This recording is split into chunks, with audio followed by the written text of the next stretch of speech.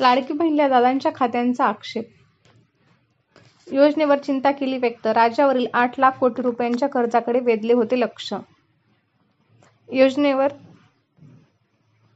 मुंबई विधानसभा निवडणुकीच्या पार्श्वभूमीवर महायुती सरकारने जाहीर केलेल्या मुख्यमंत्री माझी लाडकी बहीण योजनेवरून नवा वाद सुरू झाला आहे.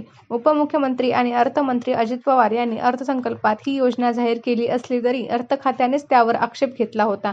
ही बाब आता समोर आली आहे. राज्यभर या योजनेसाठी महिला अर्ज भरत असताना आता महायुतीमध्ये यावरून वादाची ठिणगी पडली आहे.